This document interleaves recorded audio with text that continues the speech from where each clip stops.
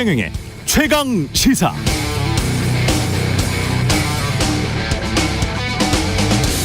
네, 둘 다 녹취록이 나왔습니다. 하나는 돈봉투 의혹, 또 하나는 당무 개입 의혹.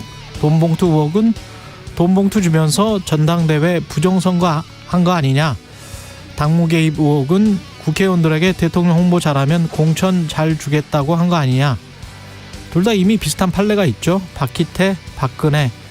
비슷한 사건으로 두 정치인 다 유죄를 선고받았습니다. 그러나 두 사건의 전개 양상은 같을까요? 다를까요? 돈봉투 의혹은 검찰이 열심히 계속 수사할 것이고, 대통령실 당무 개입 의혹은 검찰 수사를 할까요? 김건희 여사의 도이치모터스 주가 조작 의혹 사건뿐만 아니고요. 이상하게 덮이고 있는 듯한 사건들 많습니다. 언론도 권력 눈치를 보고 있는 것 아니야? 의심하는 국민들이 많습니다. 네, 안녕하십니까. 5월 4일 세상에 이익이 되는 방송 최경령의 최강시사 출발합니다. 저는 KBS 최경령 기자고요. 최경령의 최강시사 유튜브로도 실시간 방송합니다. 문자 참여는 짧은 문자 50원, 긴 문자 100원이 드는 샵9730 콩오플 무료고요. KBS 일라디오 채널에는 정치, 경제, 사회문화 등 다양한 명품 콘텐츠가 있습니다. 구독과 좋아요, 댓글 많이 부탁드립니다. 오늘 최강시사, 윤석열 정부 출범 1주년 릴레이 인터뷰 장차관을 만나다 중소벤처기업부 이영 장관 연결하고요. 국민의힘 안철수 의원, 그리고 오늘부터 새롭게 선보이는 코너인데요. 석식 토론 준비되어 있습니다.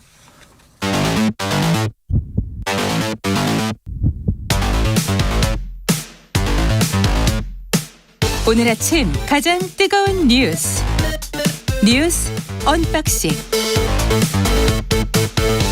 자, 뉴스 언박싱 시작하겠습니다. 민동기 기자, 김연아 평론가 나와 있습니다. 안녕하십니까? 안녕하십니까? 예. 러시아, 이거는 짧게 이야기를 하고 가죠. 크렘린궁에 드론 공격이 있었는데 이게 푸틴 암살을 시도하려고 했던 것이다. 이렇게 지금 러시아가 주장을 하고 있고, 우크라이나 짓이다. 이렇게 러시아는 주장을 하고 있습니다. 네, 러시아 대통령실이 이제 공식적으로 밝힌 내용인데요. 예. 일단 우크라이나가 무인기를 이용해서 크렘린 공격을 시도했다라고 주장을 했습니다. 두 대가 크렘린을 노렸는데 레이더를 이용해서 러시아군이 대응을 해서 이걸 무력화했다. 다친 사람이라든가 파손된 물건은 없었다. 이런 입장을 밝혔고요. 그 시각에 일단 푸틴 대통령은 크렘린에 없었고요. 모스크바 외곽 관저에서 업무를 보고 있었다라고 하는데, 일단 젤렌스키 우크라이나 대통령을 비롯한 우크라이나 측은 이 관련성을 부인을 하고 있습니다. 아, 부인하고 있군요. 네, 우크라이나는 이 드론 공격과 관계가 없다고 밝혔고요. 오히려 러시아가 곧 대규모 테러적인 도발을 준비하고 있는데 우크라이나에 대한 대규모 공격 구실을 찾고 있는 것 아니냐, 이렇게 좀 의혹을 제기하고 있는 상황입니다. 원래 우크라이나에 봄 대반격설이 있었는데 준비를 하고 있다. 네, 이런 전조들이 좀 보이는 것 같아요. 그리고 봄이 뭐 거의 이제 다 가는 그런 상황 아닙니까? 5월 지나고 나면. 예. 그런 걸 볼 때 조만간 어떤 군사적인 충돌이나 이런 것들이 빚어질, 뭐 지금도 충돌하고 있습니다만 더 본격적으로 진행될 가능성이 있는 거 아니냐는 우려가 생기는데, 파장이 만만치 않겠죠. 우리도 그리고 세계 경제에도 미치는 영향이라든가 이런 것들이 심화될 수 있기 때문에 그렇죠. 대응, 그리고 준비, 그리고 무엇보다도 우리가 이제 군사적으로 지원하는 어떤 방안이라든가 이런 것들도 가시화될 수 있어서 여러모로 준비가 필요한 것 같습니다. 예. 그리고 미국 연방준비제도 페드가 기준금리를 0.25%포인트 인상했습니다. 그러니까 다소 완만해지고는 있지만 이게 인플레이션이 쉽사리 꺾이지 않는 그런 점을 좀 감안을 한 것 같습니다. 예. 그래서 세 차례 연속 베이비 스텝을 이제 단행을 했는데요. 현재 4.75에서 5%였던 기준금리가 5에서 5.25%로 올랐습니다. 5에서 5.25. 그러니까 연준이 작년 3월 이후에 10회 연속으로 금리를 올렸는데요. 예. 이번 금리 인상 발표는 아무래도 연준이 금리 인상에 따른 경기 침체 우려에도 불구하고 인플레이션 대응이 최우선 과제다. 이제 이런 인식을 보여준 것으로 평가가 되고 있는데요. 한국은행의 고민이 좀 깊어질 것으로 보입니다. 우리가 3.5인가 그렇죠? 그렇습니다. 예. 한국은행, 우리 한국과의 금리 차도 최고 1.75%포인트 역대 최대로 벌어진 그런 상황인데. 역대 최대죠. 그렇습니다. 예. 그리고 지난달에 금리를 한국은행이 동결을 하지 않았습니까? 25일에 상반기 마지막 금통위가 예정이 되어 있는데 기준금리를 인상할지 아마 상당히 좀 고민이 많을 것으로 일단 예상이 되고 있습니다. 지금 연준의 목표치가 인플레이션 2%지 않습니까? 그렇죠. 근데 그것을 달성하기 위해서 여러 가지를 이 달성하기 위해서 추가적인 어떤 정책이 필요한지에 대해서는 여러 가지를 고려하겠다 이렇게 언급한 부분이 있는데 이거를 이제 미국 언론들은 금리 동결, 향후의 동결을 시사한 거 아니냐 이렇게 해석을 한 측면이 있는 것 같아요. 근데 여기에 대해서 제롬 파월 연준의장은 오히려 동결에 관한 결정은 오늘 안 했다. 그리고 이 FOMC 위원들이 인플레이션이 빠르게 완화되지 않을 것이라는 견해를 갖고 있기 때문에 또 인플레이션 해소에 시간이 걸린다는 관측이 대체로 맞으면 금리 인하는 부적절할 것이다 이렇게 얘기를 한 거예요. 그러니까 주고 싶은 신호는 어쨌든 매파적인 신호를 여전히 유지하고 싶은 의도인 것은 맞는데 워낙 이제 뭐 더 어떻게 올리겠느냐 이런 어떤 비관적인 어떤 비관이라고 할까 낙관이라고 할까 그런 시각들이 이제 팽배해 있고 더군다나 바이든 대통령 재선도 해야 되지 않습니까? 지금 재무부 마찬가지로 연준 의장 지낸 이 제닛 옐런 재무부 장관의 언급이나 이런 것들도 심상치 않아 보여서 예.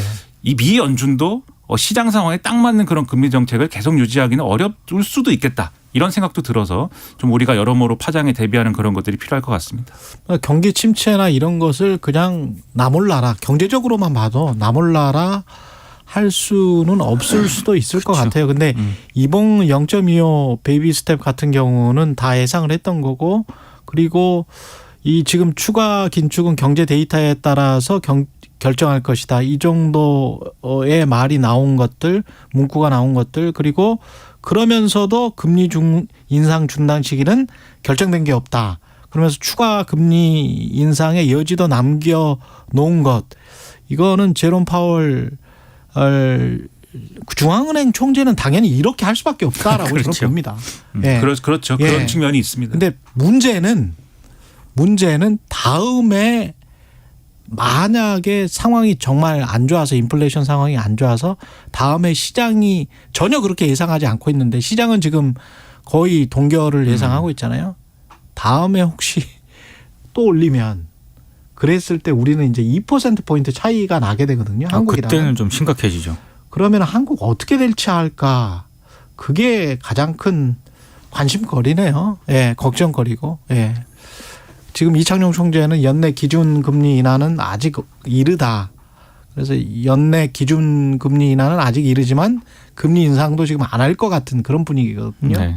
그러면 연말쯤에 미국이 뭔가 신호를 보내면 그때부터는 인하 쪽으로 갈 것 같은데 그게 잘 맞아 떨어질지는 모르겠습니다.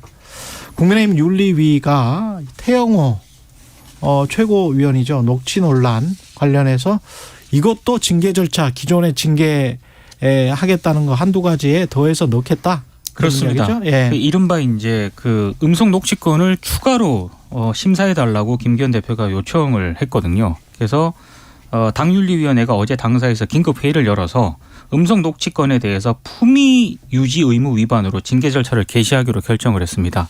그러니까 태영호 지금 최고위원 같은 경우에는 이른바 그 음성 녹취 파문 이게 하나 이제 제기가 된 거고요. 또 하나가 CBS가 보도한 내용이 있습니다. 예. 지역구 지방의회 의원들로부터 공천 대가성 후원을 받았다 이런 의혹이 불거졌는데 어제 기자회견을 했거든요. 근데 일단 그 음성 녹취 파문에 대해서는 공천을 걱정하는 보좌진을 안심시키는 그런 차원에서 나온 발언인데 이걸 누군가 녹음해서 불순한 의도로 유출했다. 그래서 유출자를 색출을 하겠다. 이렇게 반박을 했고요.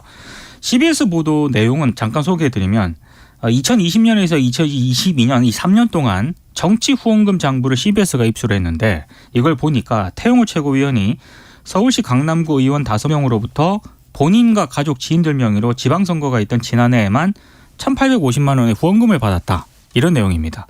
그리고 지방의원 일부는 연간 후원 한도인 500만 원을 초과해서 정치자금법을 위반하기도 했다. 이런 내용인데 어제 태영호 최고위원이 기자회견을 하면서 자신을 정치권에서 퇴출시키려는 음해성 정치 공세다, 가짜뉴스다라고 반박을 하고 있는 그런 상황이거든요.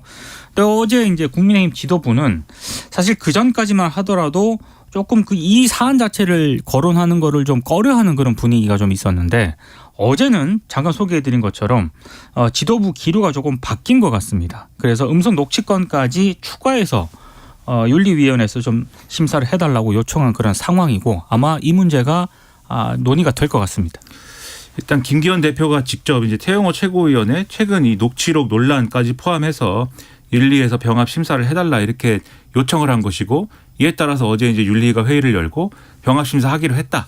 이렇게 얘기를 하는 거죠. 다만 이 맥락은 태영호 최고위원이 약간 이 대통령실이 태영호 최고위원에게 무슨 압력을 행사했다라는 거에 대해서 심의하라는 게 아니라 태영호 최고위원이 왜 이러한 말을 보좌진에게 했는가. 뭐 태영호 최고위원 주장대로면 거짓말이라는 거 아닙니까? 예. 왜 그러한 거짓말을 해서 당에 좋지 않은 영향을 끼쳤는가? 뭐 이런 것에 대해서 심의하라는 거니까 결론은 어느 정도 그 형태, 이 실질적인 어떤 사건이었다라는 그 형태는 뭐 어느 정도 정해져 있는 것 같아요. 그러니까 대통령실이 무슨 압력을 행사했다 이런 결론을 내리기는 어려울 것 같고. 그렇죠.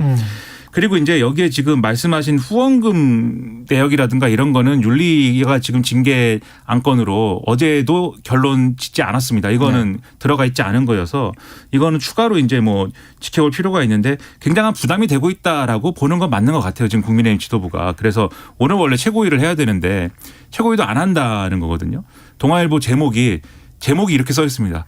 태영호 모독의 최고위 안 한다 이렇게 써 있습니다. 그러니까 이 태영호 최고위원, 김재원 최고위원 와서 설화가 될 만한 그리고 또 논란이 될 만한 그런 발언하고 자기 방어하고 이러면 영향이 안 좋은 영향이다 이렇게 판단을 하는 거예요.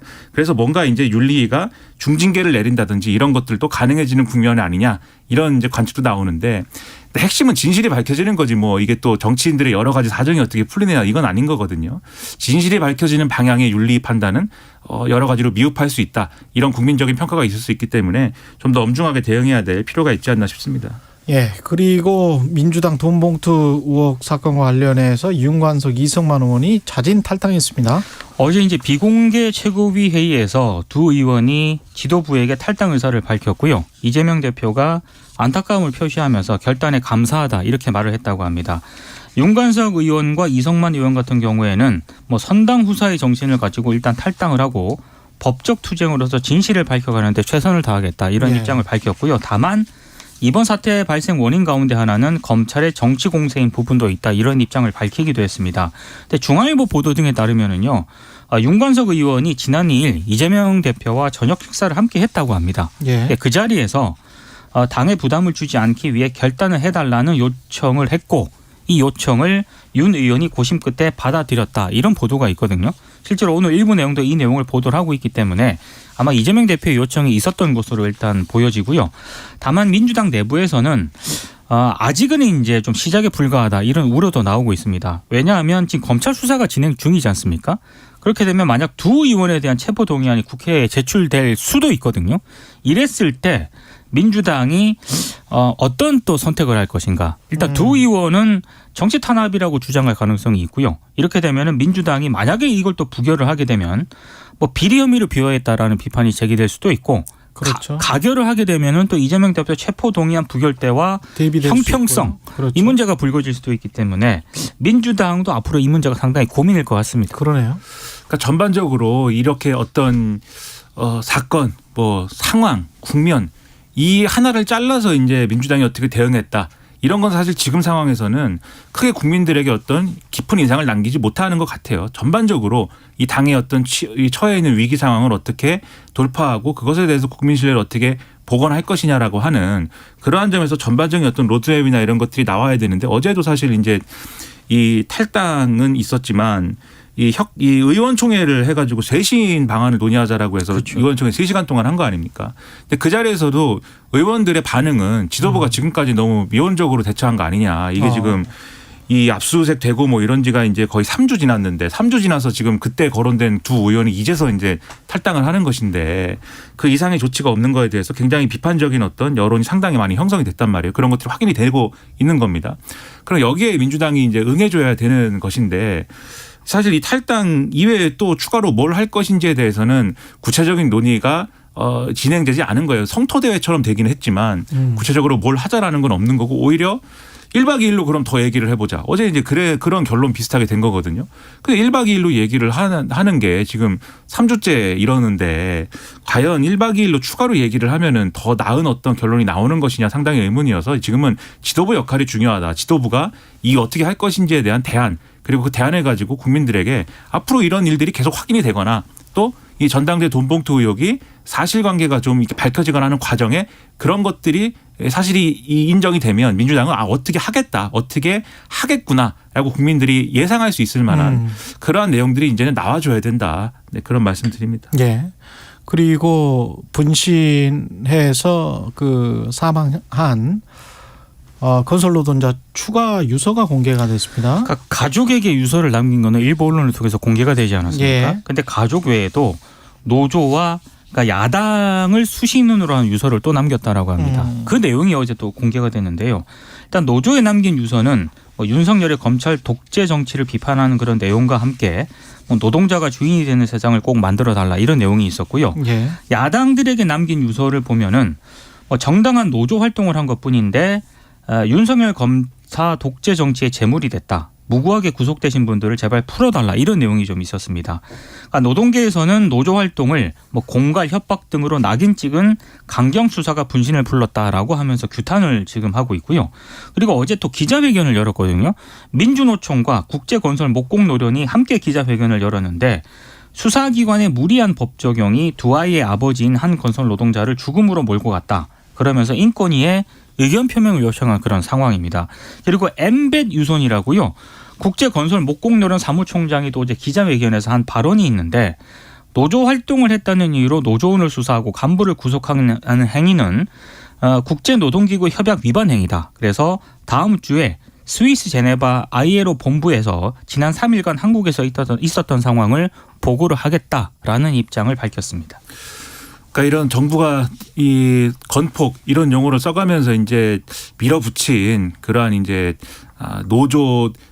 노동 개혁이 아니라 노조 개혁, 노조 단속이 이런 상황을 이제 만들었다는 거에 대해서 정부가 스스로 돌아봐야 될 점이 분명히 있고 고용노동부는 이런 일이 다시 일어나지 않도록 하겠다라고 얘기를 하고 있는데 고용노동부뿐만이 아니고 수사기관도 이게 왜 이렇게 되고 있는지에 대해서 자기 점검이 필요합니다. 지금 보도를 보면은 경찰의 경우에는 건설노조와 관련된 사안을 수사하거나 그렇게 성과를 내는 사람들에 대해서 특진을 시켜준다든지 그렇죠. 이런 걸 결국 아주 광범위하게 수사를 진행하고 있다.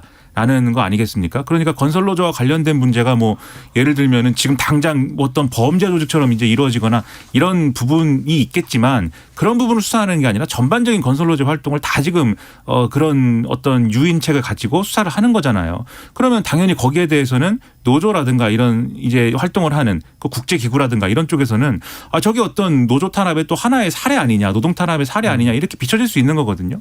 그러니까 그런 점들에 대해서 돌아보고 점검하고 앞으로 어떻게 하자라는 게 필요한데 이 문제를 다루는 어떤 정부와 수사기관의 태도가 좀 그런 일도 있는가 보다라는 식의 그런 좀 안이한 태도인 것 같아요. 그렇게 가서는 안 된다. 지금 굉장히 엄중한 상황임을 직시해야 되고 자각해야 된다. 그렇게 생각을 합니다.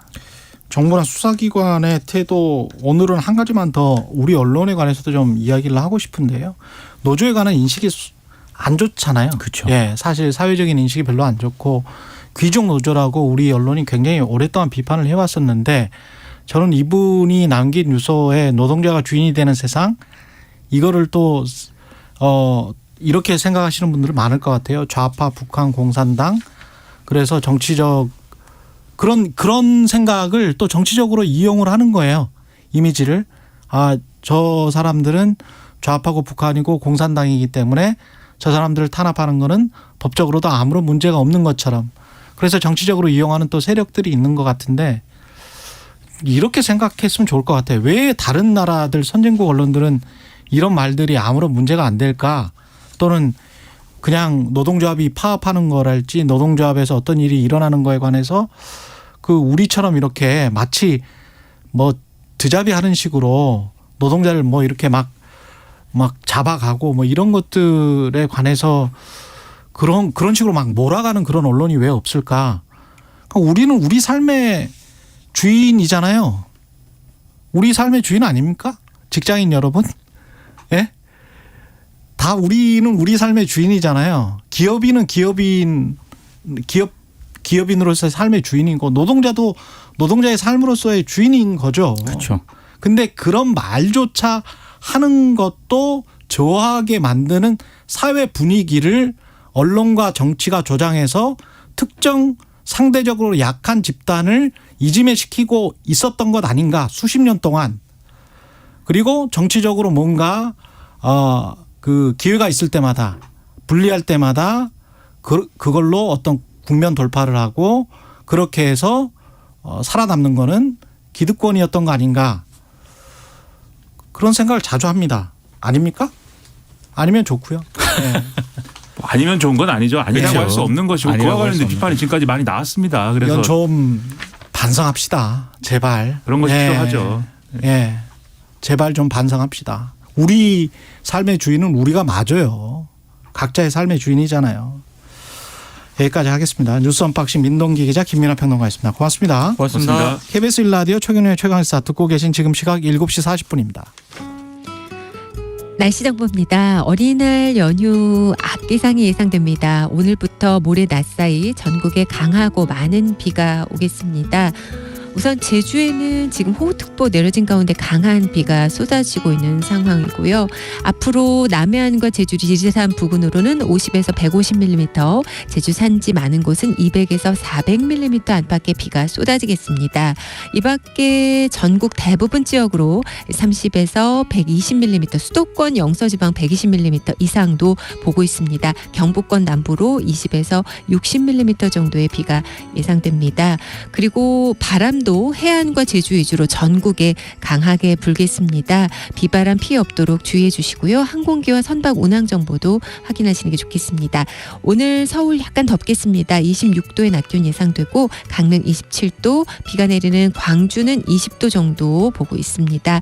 그리고 파도도 서해 먼바다와 제주 먼바다 위주로 높게 일겠습니다.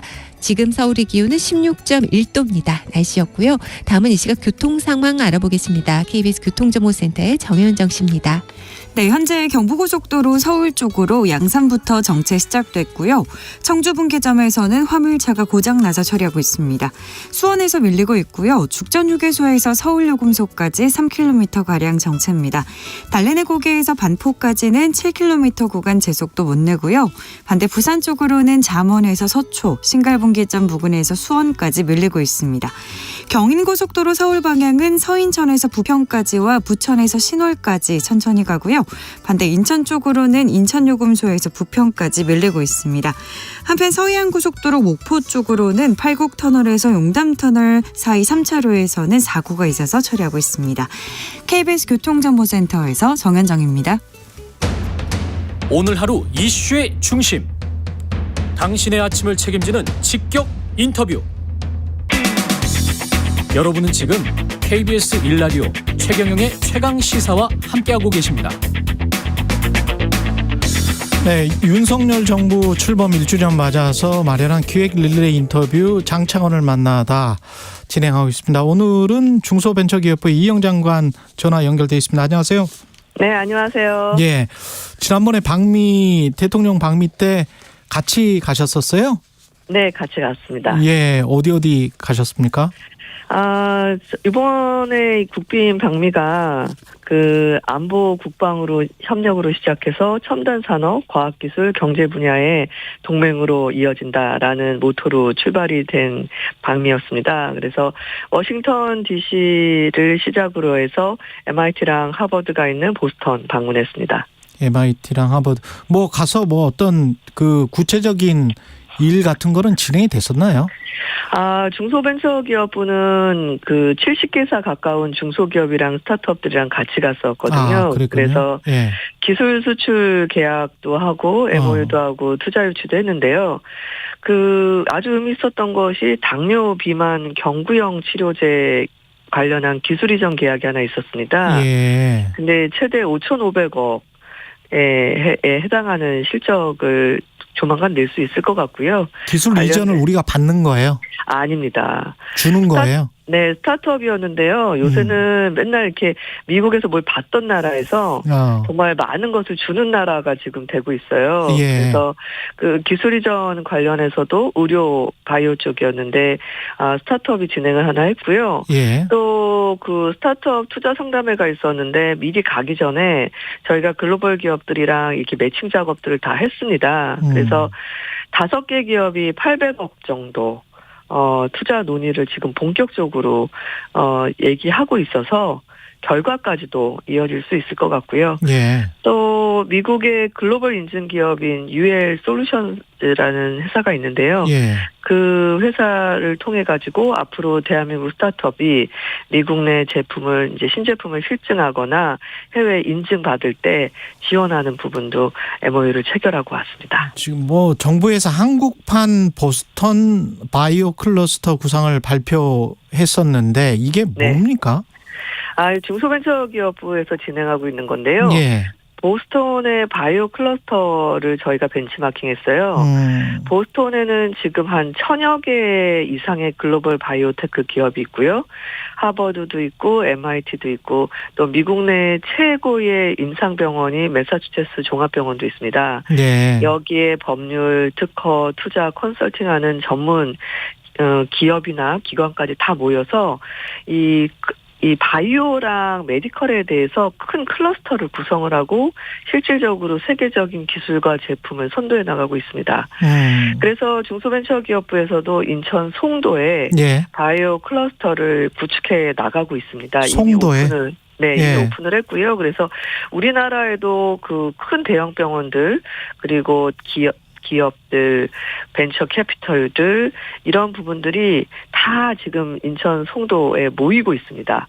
그래서 이 부분을 저희는 미국에는 보스턴에 바이오 클러스터가 있다면 대한민국은 인천 송도에 바이오 클러스터가 있는 거거든요. 그래서 이번에 같이 MOU도 하고요. 그래서 그 보스턴 클러스터의 주요 구성원들이랑 우리나라랑 기술 이전이나 경험을 공유하는 것들을 하고 왔습니다. 잘 되면 좋겠는데 지금 언뜻 드는 생각이 보스턴 바이오 클러스터 같은 경우는 그 주변에 좋은 대학들이 세계 최고의 명문 대학들이 쭉 널려 있어서 네. 인천 송도에는 있나? 인천 송도에는요, 예를 들면은 연세대학교의 국제 캠퍼스가 다 옮겨가 있고요. 예. 그 다음에 스타트업 보육하는 큰 대형 센터도 이미 중소벤처기업부에서 몇 년 전에 만들어놨습니다. 그래서 굉장히 많은 바이오 기업들이 있고요. 그 셀트론부터 시작해서 삼성바이오 등 굉장히 많은 우리나라의 매니팩처링 쪽이 좀 있긴 있네요. 정부들 그쪽으로 기획 이전을 이미 했습니다. 그래서 뭐 처음으로 땅을 파는 게 아니라 수많은 건물들 다 올라가 있고요. 이미 입주까지도 몇 년 전부터 다 하고 있고 임상실험이나 그 임상실험 데이터들을 교류하는 것도 이미 스타트가 되었습니다. 네, 인재 영입이 잘 됐으면 좋겠습니다. 그쪽으로도. 네네. 예. 한 3, 4년 안에 의미 있는 성과를 만들어내겠습니다. 그리고 국내 스타트업 중소기업이 지금 해외 시장에 진출하고 싶어도 잘 인증 같은 거를 받아야 되는 뭐 기술 인증도 마찬가지고 표준도 있을 거고 그런데 아무래도 미국이 그거는 다 선도를 하니까 어떻게 맞춰 나가는 뭐 그런 작업들이 있습니까? 네, 그렇습니다. 그러니까 우리나라에서 이제 제품 개발을 하고 해외 수출을 하려고 그랬을 때 그 수출국의 인증을 또 받아야 되거든요. 예. 근데 이게 나라마다 인증이 있고 막 이러다 보니까 실제로 그 부분에서 비용도 많이 들고 절차도 복잡하다 보니까 많이 좌절을 합니다. 그래서 요번에 이제 중소벤처기업에서 한 것은 UL 인증은 미국에서 대표적인 인증입니다. 그래서 아예 그 우리 스타트업들이 제품을 만드는 기획 단계에서부터 성능 검사, 실험 검사하는 전 과정에 걸쳐서 기술 검증 자체를 지원받기로 이번에 했습니다.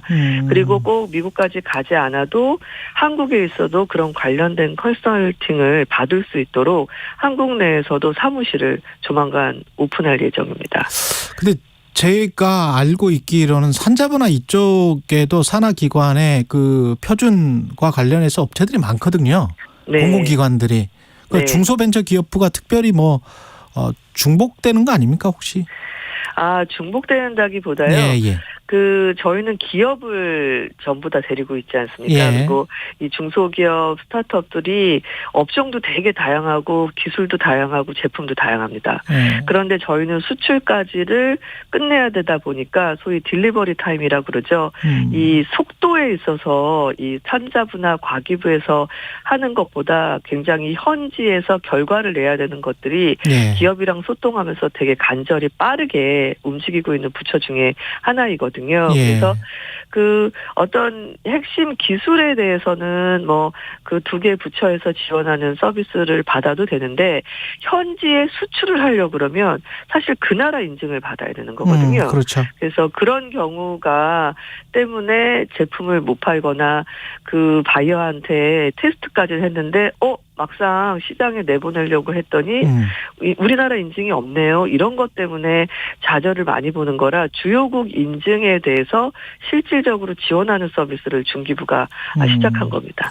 복수 의결권 법안은 지금 3년 만에 통과됐는데 이게 벤처기업이나 스타트 기업에게 갖는 의미는 뭘까요? 제 복수결권 같은 경우는 저 개인적으로도 굉장히 의미가 큰 게요. 제가 2000년도에 이제 의정활동을 시작했는데 의정활동 시작하자마자 2달 된 8월에 법안을 실질적으로 제가 제출을 했습니다. 근데 이제 복수의결권이라는 걸 설명을 드리면 한 주당 10사람에 해당하는 의결권, 즉 10개의 의결권을 부여하는 제도이거든요. 근데 우리 이제 벤처 스타트업들이 창업을 했을 때 자본금이 굉장히 작게 시작을 하는 경우, 그렇죠. 그래서 대규모 투자를 받게 되면 갑자기 주인 없는 회사가 되는 겁니다. 그렇죠. 경영권이 없어서. 주식이 다 넘어가 버려서. 네네. 근데 이제 실질적인 퍼센테이지는 뭐 5%, 10%가 되더라도 이게 이제 10개 의결권을 가지면 이제 50% 뭐 그 100% 가깝게 크게 이제 자기가 과반 이상의 그 경영권을 확보하게 되는 거거든요. 이러면은 회사를 안정적으로 유지해 나갈 수 있기 때문에 추가 투자도 가능하고 회사에 있는 구성원들도 되게 안심을 하게 됩니다. 그래서 우리가 지속 가능하게 벤처 스타트업들이 성장할 수 있도록 글로벌하게 굉장히 많이 사용하고 있는 방식이거든요.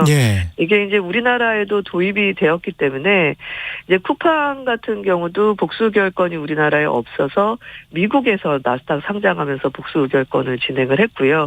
지금 우리나라에서 실제로 이 창업주가 가진 지분 비율이 너무 낮아가지고 상장 직전에 굉장히 많이 거부되거나 고민되고 있는 부분도 많이 해결될 수 있을 것 같아서 굉장히 바람직한 상황이 된 것 같습니다. 이게 복수의결권은 전 기업에 다 해당하나요?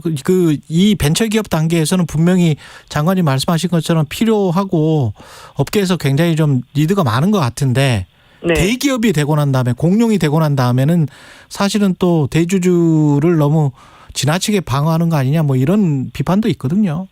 근데 이제 복수의결권이 대주주가 내가 하고 싶어서 하는 게 아니라요. 주주의 75% 이상의 동의를 하셔야 됩니다. 그러니까 복수의결권이라는 제도가 이번에 법안으로 도입돼서 모든 기업이 다 하는 게 아니라 그 기업의 구성원을 이루는 주주분들이 한 75% 이상이 우리는 회사가 성장하기 위해서 필요하니까 이 제도를 한번 이번에 도입을 하면 어떨까? 라고 합의를 해 주셔야 주총에서 되고요. 결정을 해야 되는 거군요. 그러니까 75% 이상이. 네, 그렇습니다. 그리고 이제 실제로 도입을 한다고 해도 최대 10년 동안 존속도 해야 되고요. 그래서 다양하게 이 안전장치가 되어 있어요. 뭐 심지어 복수결권을 받았지만 상속도 안 되고 양도 증여도 안 됩니다. 그럴 시에는 보통주로 바로 전환되고요. 그 경영권 승계에도 활용할 수 없고요. 등기 이사인 창업주만 보유할 수 있고요. 그 사람의 탤런트만 그러니까 보는 거네. 그럼요. 그래서 좀 이렇게 주주들 입장에서도 창업자를 중심으로 지속 가능하게 성장하기 위해서 필요한 경우에 합의에 의해서 75%가 합의를 해주신 경우에 의해서만 진행이 될 수 있고 관련돼서도 지금 설명드린 것처럼 주주이익에 반하거나 이러고 본인의 어떤 개인의 사적 이해관계가 되는 경우에는 더 이상 발의가 못하게 법적으로 제한도 많이 걸어놨습니다. 1분 정도밖에 안 남았습니다. 마지막으로 윤석열 정부 취임 1년 앞두고 있는데요. 중소기업부 소회를 좀 밝혀주십시오. 저는 중소벤처기업부 장관이 되기 전에 기업인이었고요. 제가 벤처인으로서 최초의 장관으로 되었다라는 것 때문에 책임감도 많았지만 많은 분들이 도와주셔서 의미 있는 일들을 1년 동안 꽤 한 것 같습니다. 제가 부임하자마자 23조 원 규모의 손실보전금 소상공인분들에게 지급 드리면서 좀 코로나로 너무 힘드셨는데 회복에 대해서 중기부가 좀 앞장섰던 의미 있는 일이 있었고요. 동행축제라고 소비축제를 작년에 했었는데 1조 4천억 원이라는 의미 있는 실적도 거두었습니다. 또한 중소기업계 수건사업이었던 납품대금 연동제를 14년 만에 법제화로 이끌었고요. 또 지금 방금 질문 주셨던 복수의결권 또 도입이 되어서 우리 스타트업들에게 숨통이 열린 것 같습니다. 예. 여기까지. 또 앞으로도 예. 남은 일이 많아서 예. 열심히 해보도록 하겠습니다. 중소벤처기업부의 이영 장관이었습니다. 고맙습니다. 감사합니다.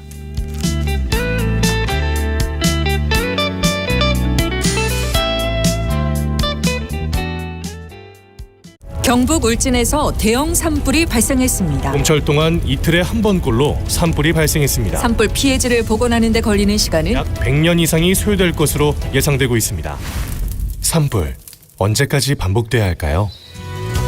사람들의 부주의로 발생하는 산불은 우리들의 관심으로 예방할 수 있습니다. 푸른 살림을 누릴 미래의 아이들을 위해 작은 불씨 대신 작은 관심을 모아 큰 산불 대신 큰 살림으로 산불 예방이 100년 살림으로 가는 지름길입니다. 이 캠페인은 SJ 산림조합이 함께합니다. 2023 KBS 1라디오 연중기획 낮은 목소리, 당신의 목소리를 들려주세요. 네, 어서 오세요. 반갑습니다. 어디로 모실까요? 서울역이요. 네, 감사합니다. 잘 모시겠습니다. 안전벨트를 착용해 주시기 바랍니다. 안녕하세요. 저는 서울에서 개인택시 하고 있는 지영안입니다. 횟수로는 15년 차고요. 나이는 64세고요. 손님들이 원하는 어디든지 전국구로 대한민국을 다 열심히 잘 모시고 있습니다. 보람은 제일 최근에 있었던 일인데요. 시골에서 오신 손님께서 제 차를 타셨어요. KTX에 모셔다 드렸는데 차 안에 약봉지가 많아 있어가지고 약을 택배로 제가 우체국 가가지고 착불도 아니고 제 돈으로 해서 보내드렸는데 가을에 김장김치가 20kg가 올라왔어요. 우리 집으로요. 그래서 그분하고 지금도 카톡을 하고 있습니다. 고맙고 감사합니다. 많이 힘들죠. 많이 힘듭니다. 아침에 요즘에는 다 코를 불러서 목적지까지 우리가 도착을 5 내지 10분 동안 해서 가면은 손님이 안 계셔요. 그럼 전화를 하죠. 그래도 안 받아요. 또 전화합니다. 그럼 그때서야 네, 이제 엘리베이터 내려갑니다. 이제 문 열고 들어갑니다 하면 굉장히 힘듭니다. 뒤에서는 빵빵거리죠. 좁은 도로에서 미리 나오셔서 좀 대기했다 바로 타시면 너무 고맙죠. 서로를 좀 더 이해하고 갈등을 줄여갈 수 있길 희망합니다. KBS 1라디오 연중기획 낮은 목소리였습니다.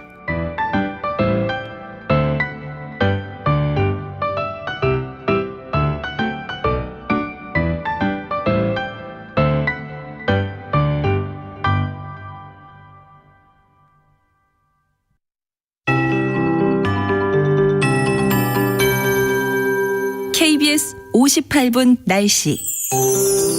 제주 지역과 전남 해안에 호우특보 내려져 있는 가운데 비가 이들 지역으로 내리고 있습니다. 오전에는 남부지방에, 오후부터 밤 사이에는 전국으로 확대돼서 모레 낮까지 오겠습니다. 여름비를 방불케 하는 많은 양의 비가 쏟아질 걸로 보여지고요. 비 내리는 동안 천둥, 번개, 돌풍이 동반되는 곳이 있겠습니다. 지형적인 영향을 받는 제주 산지에는 수백 밀리미터의 비가 쏟아지겠습니다. 200에서 400mm 내외의 강우량 예상되고요. 중부를 위시한 전국 대부분 지방 30에서 100mm가량 오겠는데 이 수도권과 영서, 남해안, 제주 등 많은 곳은 120에서 150mm 안팎의 비가 쏟아지는 곳도 있겠습니다. 경북권 남부 20에서 60mm 정도의 비가 예상됩니다.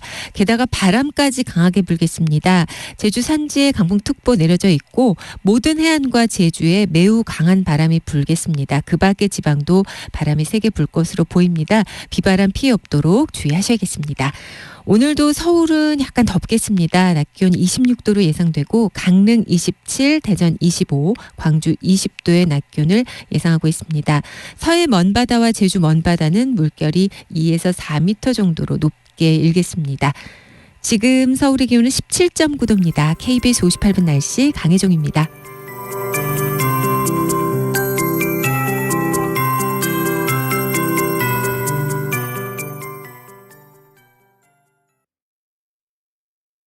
정성을 다하는 국민의 방송 KBS가 8시를 알려드립니다.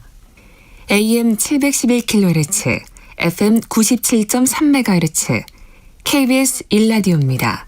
HLKA.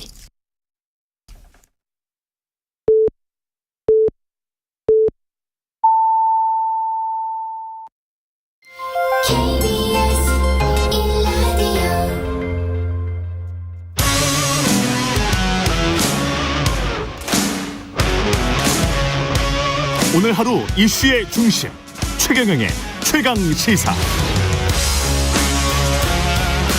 네, 한미 정상회담 평가 그리고 여러 정치 현안에 대해서 안철수 국민의힘 의원 오랜만에 전화 연결돼 있습니다. 안녕하세요. 네, 안녕하셨습니까? 예, 전당대회 이후에 정말 오랜만이네. 처음 뵙는 것 같은데. 네, 그 이후로는 처음이네요. 예, 건강하셨죠? 네, 그렇습니다. 예, 외통이 지금 소속이신데 한미 정상회담 점수를 준다면 몇 점 주시겠어요? 예, 그런 이야기를 많이 듣는데요. 예. 제가 좀 문제 제기를 좀 하고 싶습니다. 언론에? 뭐냐 하면 예.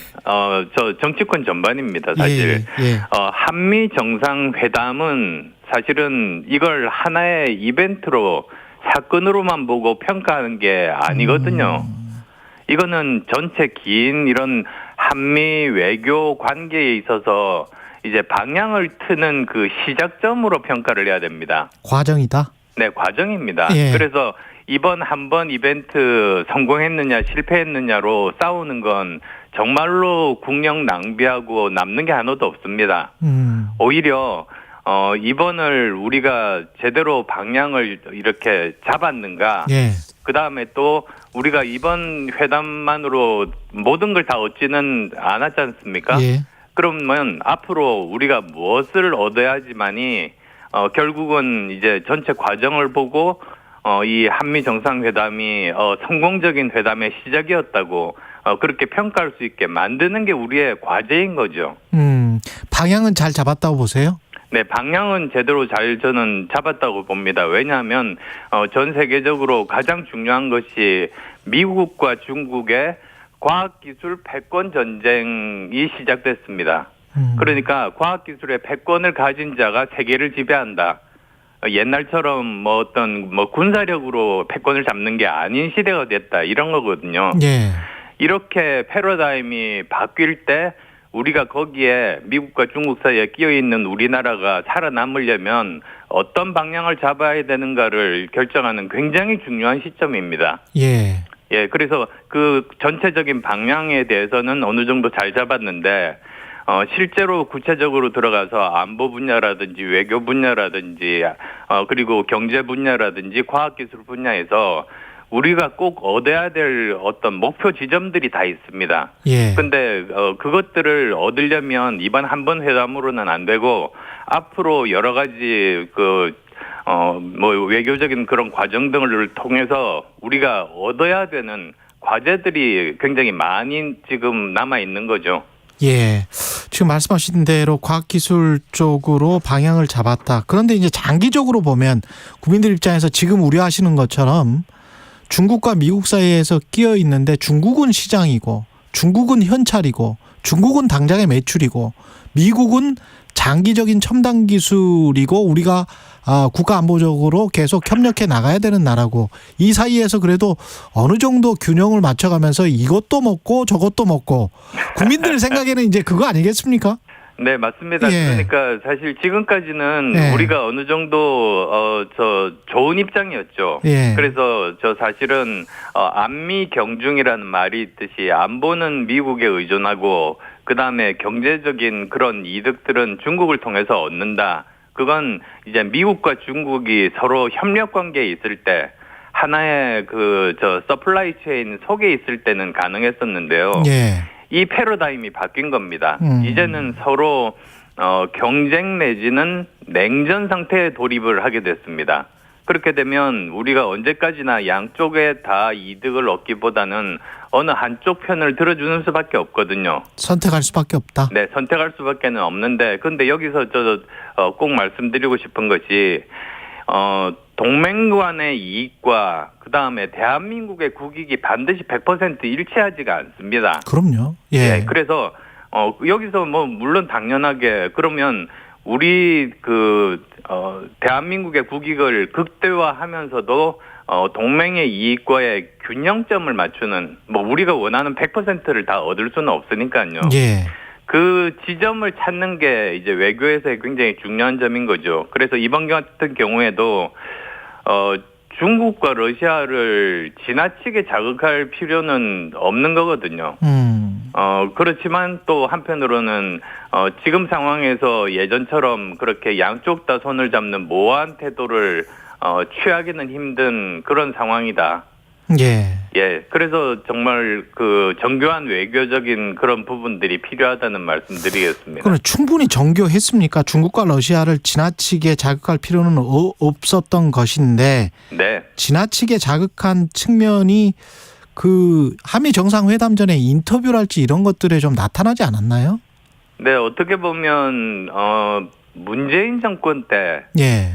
사실 기억하시겠습니다. 문재인 정권 거의 마지막에 그 바이든 대통령과 정상회담에서 중국에서 가장 그 민감하게 생각하는 대만 해협 문제 언급을 했거든요. 예.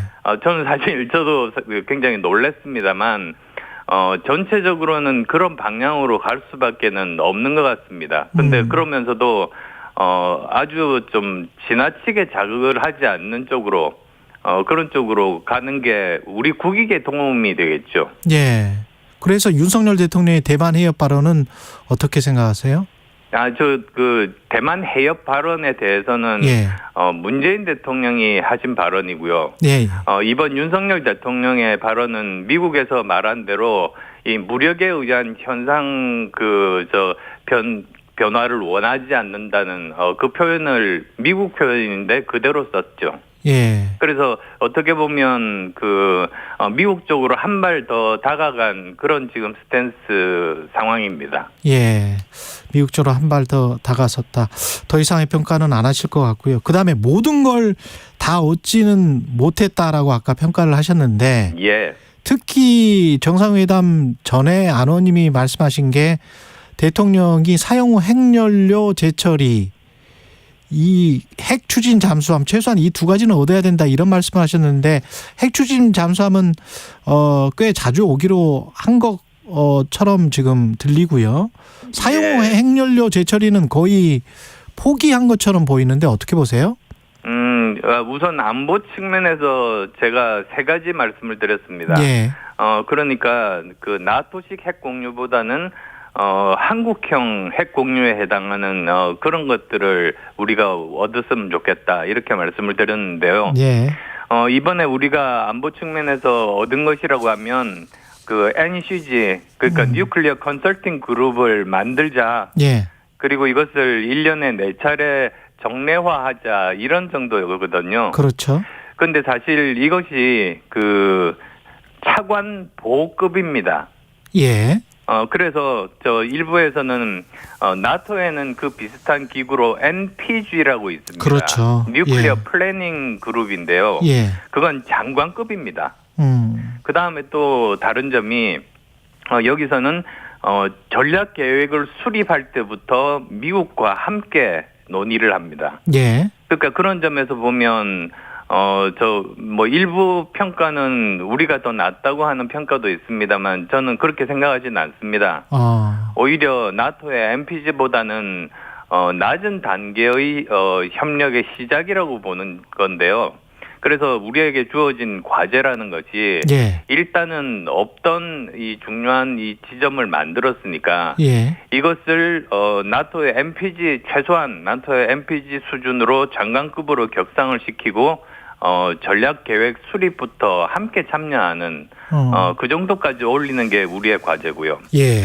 그다음 또 두 번째로는 조금 전에 말씀하셨습니다만 우리가 NPT 체제하고 원자력 협정 준수한다고 하지 않았습니까? 그렇죠. 그러면서 사실 그 핵 재처리라든지 핵 추진 잠수함 문제에 대해서는 언급이 없었는데요. 예. 이것도 앞으로 남겨진 과제라고 봅니다. 아. 그래서 궁극적으로는 우리의 최종 목표가 사실 뭐 우리만 예외가 아닙니다. 예. 일본과 같은 수준의 핵 재처리를 받아내고 그다음에 또 호주가 최근에 핵 추진 잠수함, 핵 탑재 잠수함이라기보다는 핵 추진 잠수함입니다. 예. 예, 그걸 받아낸 것처럼 우리도 이걸 받아내는 것을 목표로 삼고 이제 그게 앞으로 우리한테 남겨진 정말 중요한 과제인 셈이죠. 호주처럼 그렇게 구매를 해야 된다 그런 말씀이세요? 아, 구매가 아니라 우리는 충분히 자체적으로 개발 가능합니다. 아, 그래서 개발 가능하도록 미국이 허용하는 선으로 협상을 해야 된다 그런 말씀이시군요. 예, 뭐 예를 들면 예전에 미사일 협정 그게 이제 풀리면서 우리가 고체 연료로 이제 미사일도 발사할 수 있고 예. 중량 제한도 없어지면서 굉장히 비약적으로 짧은 시간 내에 미사일 기술이 발전을 했습니다. 그것과 마찬가지로 이러한 것들도 뭐 원자력 협정이라든지 관련 협정들을 통해 가지고 이런 가능성들을 받아내야죠. 예. 그리고 일본 기시다 총리가 오는데 유상범 국민의힘 수석 대변인이 어제 저희랑 인터뷰를 했거든요. 근데 예. 일본이 과거사 관련 진전된 입장을 보일 것이다. 물에 반컵을 좀 채워줄 것이다. 거기에 과거사에 관한 사과나 이런 게 있을 것 같다라는 기대감을 드러냈는데 어떻게 보세요?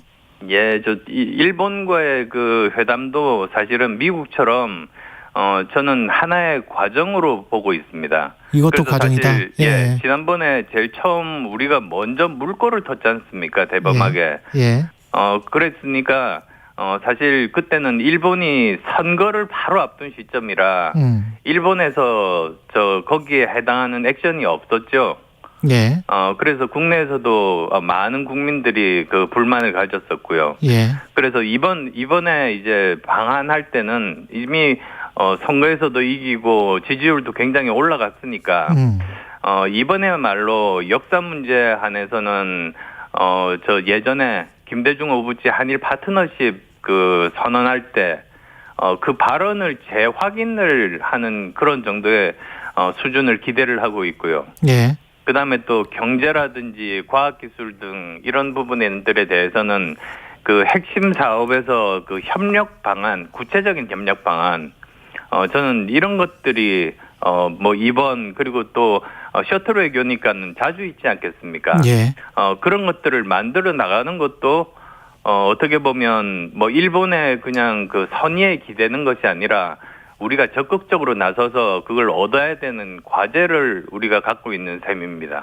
근데 너무 기대 수준을 낮추는 거 아닐까요? 김대중 오부치 선언 정도를 다시 이야기하는 게 우리가 최대한의 어떤 기대고 그 정도의 요구 사안이라면, 왜냐하면 그 전에 과정이라고 말씀을 하셨으니까 예. 교과서에도 그렇게 엉터리로 써놓고 독도와 관련해서도 지금 한국의 국회의원이 가니까 그거 우리 땅인데 왜 너희들이 들어가냐라는 말도 안 되는 주장을 하고 있는데, 이 과정에서 일본이 보이는 행태는 동맹으로서, 한미일 동맹이라고 하면 한일 동맹으로서의 어떤 그 품격 있는 자세를 보이고 있는 겁니까? 전혀 그렇지 않은 것 같은데요. 예, 일단 정정하면 예. 한일은 동맹이 아닙니다. 한일은 동맹이 아니다. 예. 아니, 저는 정부가 계속 그렇게 주장을 하고 있으니까 그 말씀을 그건 드렸는데. 사실입니다. 예.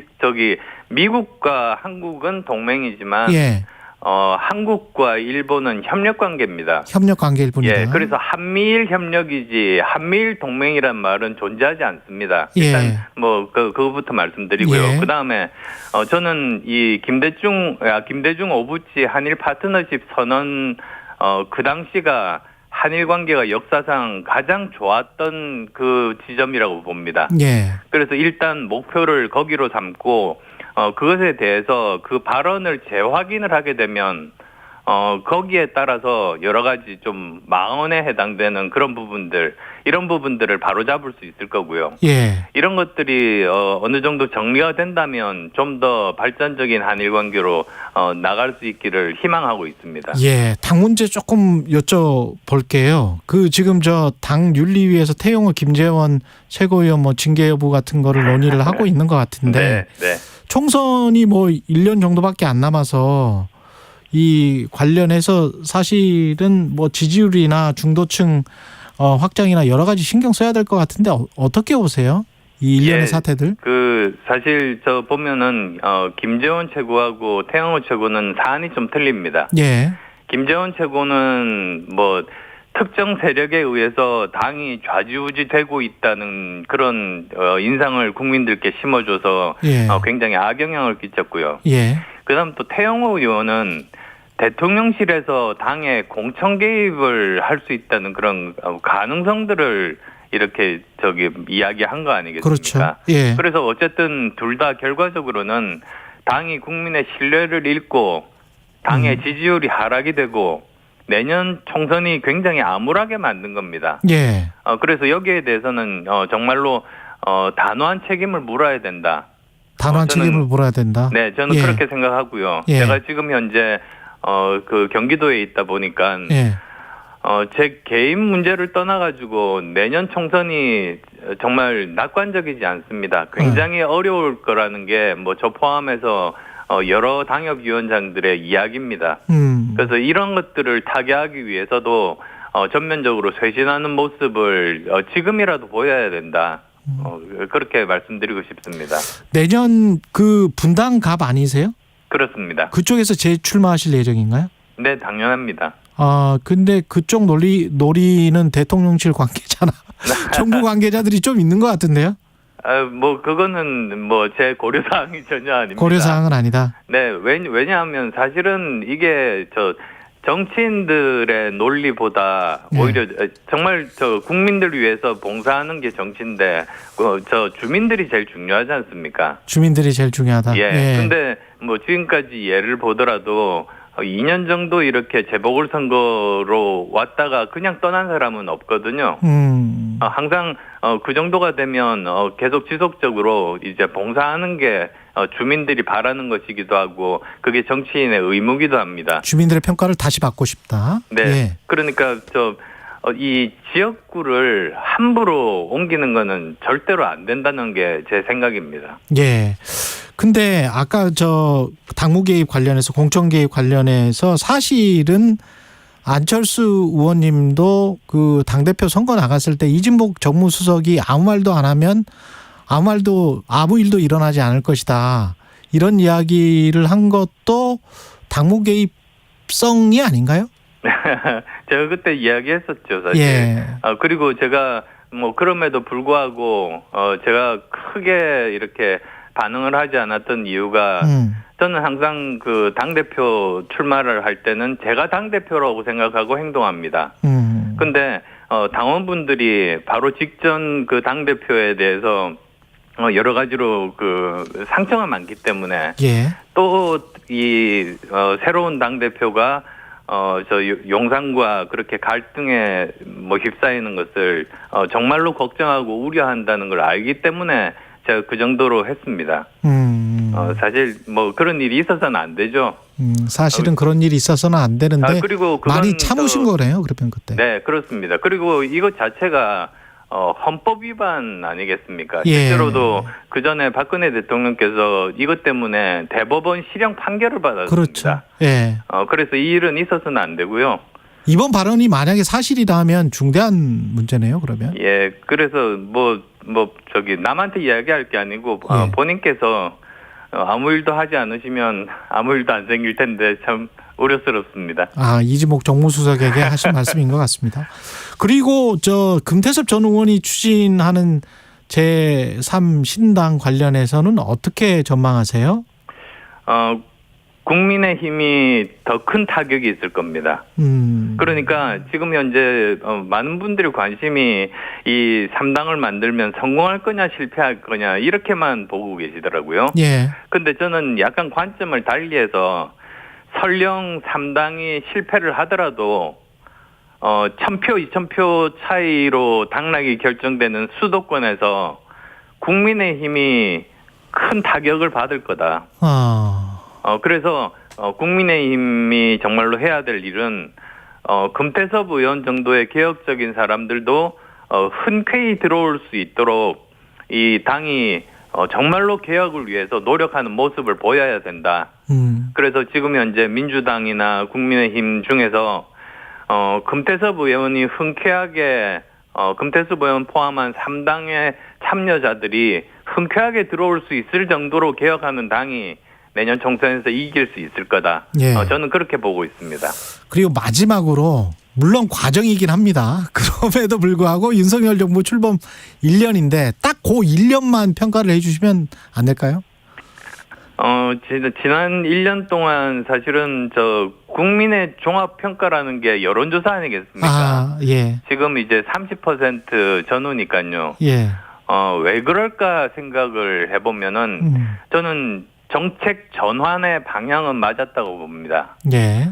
근데 이제 정책을 실행을 할 때 사실은 정치에서 난 먼저 해야 될 일이 먼저 공감대를 얻고 우군을 확보하고 그리고 또 그 정책을 발표를 해야지 그게 힘을 받거든요. 예.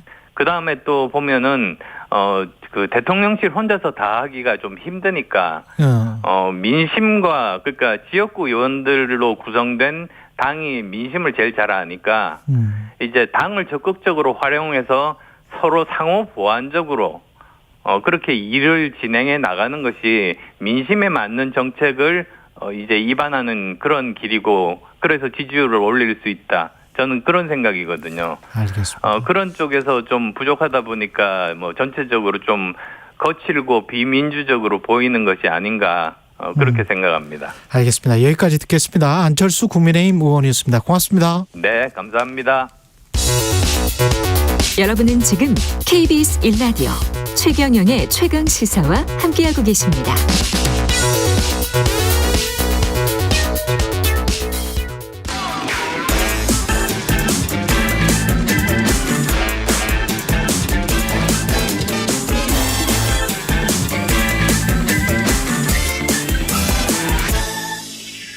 네, 최경영의 최강시사 한 번 더 뉴스 시간입니다. 오늘은 한국경제신문 최영찬 기자와 함께하겠습니다. 안녕하십니까? 안녕하세요. 요즘 대낮에 음주운전, 뭐 술도 싫은 것까지는 좋은데 음주운전을 하면 안 되죠. 정말 많더라고요. 많아요? 그러니까 이제 경찰이 특별 단속까지 나섰는데 예. 한 지난달 30일 먼저 단속을 했어요. 발표도 하고 하겠다고. 오후 1시부터 2시간 동안 경기 들을 때 37곳 단속을 했는데 혈중 알코올 농도가 이제 0.08 이상이면은 그 면허 취소거든요. 0.08? 네, %. 네 건, 면허 취소 4건이 나왔고 면허 취소 네, 모두 28건이 적발이 됐습니다. 그러니까 더 문제는 또 절반이 넘는 16건이 학교 앞 스쿨존에서 잡힌 거예요. 그래도 어제도 또 경기북부 경찰청이 오후 1시 반부터 한 2시간 동안 음주 단속을 했는데 또 4명을 적발을 했습니다. 0.08% 이상이 1명이었고 나머지 3명은 이 운전면허 정지 수치인 0.03에서 0.08% 미만 이렇게 나왔습니다. 굉장히 심각한 건데요. 그렇죠. 이게 최근에 이제 사망 사고까지 있었습니다. 네, 네. 예. 그러니까 전북 완주에서 일어난 일인데요. 이게 대낮 음주운전 차량이 산책하던 40대 부부를 덮쳤습니다. 이 아내가 숨지고 남편은 크게 다쳤습니다. 이 붙잡힌 차량 운전자는 20대 남성으로 면허 취소 수준의 만취 상태였던 것으로 좀 조사가 됐고요. 운전자는 경찰 조사에서 앞을 제대로 못 봤다 이렇게 진술한 것으로 지금 알려져 있습니다. 앞을 제대로 못 봤다? 네, 취해 있었으니까 그랬겠죠. 예. 경찰이 구속영장을 청구했고요. 근데 문제는 또 어제도 대구 수성구에서 또 비슷한 사고가 일어났어요. 20대 운전자가 몰던 승합차가 신호 대기 중이던 앞차를 추돌한 다음에 그 차가 전복이 됐어요. 그러니까 본인 운전하던 차가. 이 역시 운전자가 또 면허 취소 수준의 혈중 알코올 농도가 측정됐습니다. 그 이런 사람들은 어떻게 처벌이 되나요? 관련 법규를 지금 국회에서 또 손봅니까? 그러니까 지금 이 처벌은 굉장히 좀 많이 좀 강화했는데도 이런 거니까. 예. 예방 차원에서 네, 이건 도저히 이제 안 되겠다 네. 싶으니까 아예 국회에서 음주운전 차량의 시동 잠금 장치 설치를 의무화하자. 시동 잠금 장치라는 이런 게 있군요. 법안이 발의가 됐어요. 근데 실제로 예, 제가 이제 이게 어느 기기를 말하는 건가 해서 봤더니 아직 상용화는 안 된 건데 그 음주 측정기 만드는 회사에서 이 시동 버튼에 옆에 이제 탈부착을 하는 거예요. 예. 그래서 이제 이 음주를 이렇게 이미 한번 음주운전 한 사람들이 또 하고 그런 게 많다 보니까 그분들 차에다가 이걸 설치를 해놓고 이 컨트롤 박스가 이제 그 엔진 시동과 연결을 시키는 거예요, 배선을. 그래서 이제 미리 이제 그 불어보고 이 특정 수치 미만이어야 이제 시동이 걸리는 거죠. 네, 이런 기기가 있긴 한데 예. 이거를 이제 그분들에 대해서 의무로 한번 해보자라고 해서 여야 의원 지금 각각 5명이 발의를 해놓은 상태고요. 특히 최근에 여당인 국민의힘이 굉장히 입법을 적극적으로 추진을 하고 있습니다. 그럼 재범을 했던 사람 아니면 음주운전을 한 번 했던 사람들 대상으로? 일단은 지금 그런 상태의 법안이 많습니다. 모든 차에다가 하기에는 좀 부담이 크고, 그렇죠. 이것도 그 비용이 그 개별 부담이 아니라 정부가 좀 해야 되는 그런 게 있더라고요. 국가에서 해줘야 되는 거예요? 전자발찌도 사실 국가가 채우잖아요. 그러네. 네, 그런 개념처럼 하다 보니까 이게 원래는 그래서 한 2021년에도 한번 그 해보려고 했는데 잘 안 됐습니다. 예. 비용이 없다, 예산이 없다고 해서 그렇기 때문에 지금 이번에 다시 추진을 하려고 해서 이번에 또 김기현 대표가 직접 발의를 하는 등 좀 굉장히 적극적으로 나서고 있거든요.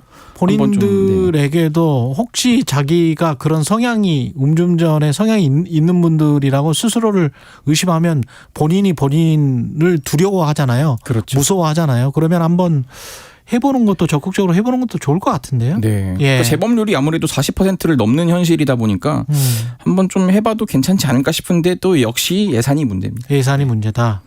또 꽤 비싼가 봅니다. 그러니까 이게 좀 인원이 많다 보니까 기기 하나가 한 10몇만 원 하더라도 10몇만 원. 쫙 수천 명 하면 이것도 만만치 않죠. 싸지는 않네. 예, 10몇만 원이면 그죠? 그리고 이게 저 SNS에 많이 돌아다니던데 저도 봤는데요. 예. 미혼모 임신을 그러니까 임신 한 상태의 미혼모입니다. 임신을 한 상태의 미혼모예요. 예. 임신을 한 상태의 미혼모가 너무 배가 고파서 나중에 갚을 테니까 좀 배달을 좀 해달라는 어떤 편지 같은 걸 쓴 거예요? 그러니까 그 배달 어플에 보면 이제 뭐 남길 수 있는 메시지 창구가 있어요.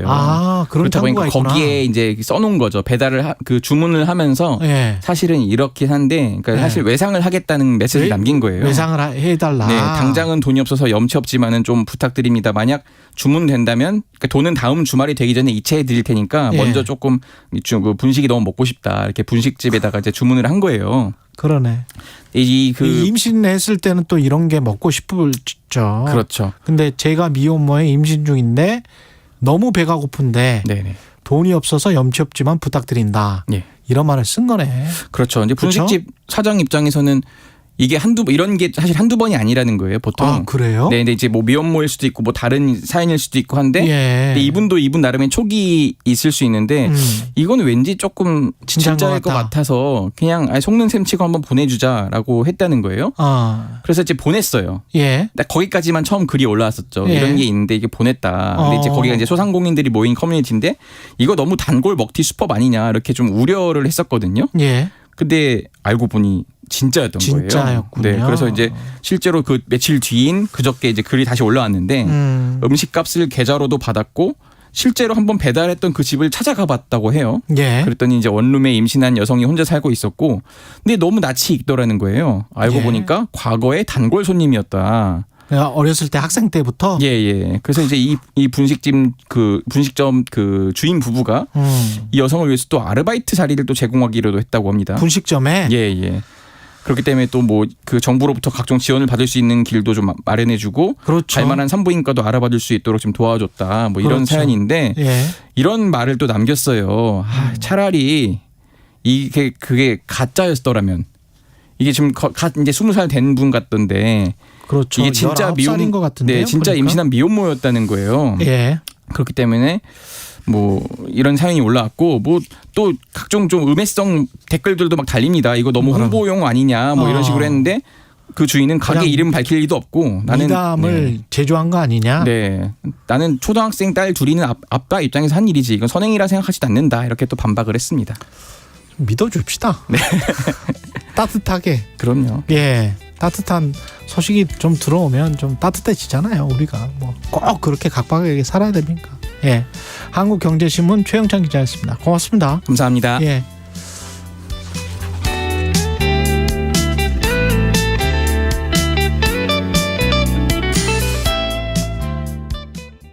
잠시 후 8시 반부터 일부 지역국에서는 해당 지역 방송을 보내드립니다. 정치자 여러분, 오후 4시에는 거 뭐들 하십니까? 저는 홍사원의 경제쇼를 듣거든요. 홍사원의 경제쇼. 저도 듣는데요. 우리가 같은 것도 있었군요. 일단 재밌고 아주 쉽습니다. 여야 없이 한마음 한뜻으로 오후 4시 5분에는 홍사운의 경제쇼.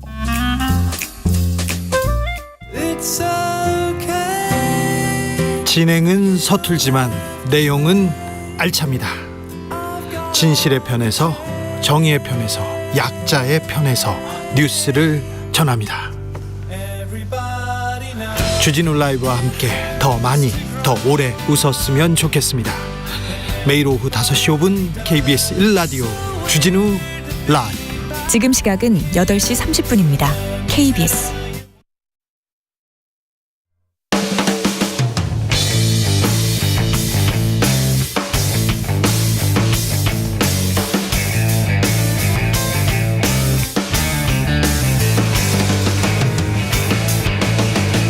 최경영의 최강 시사.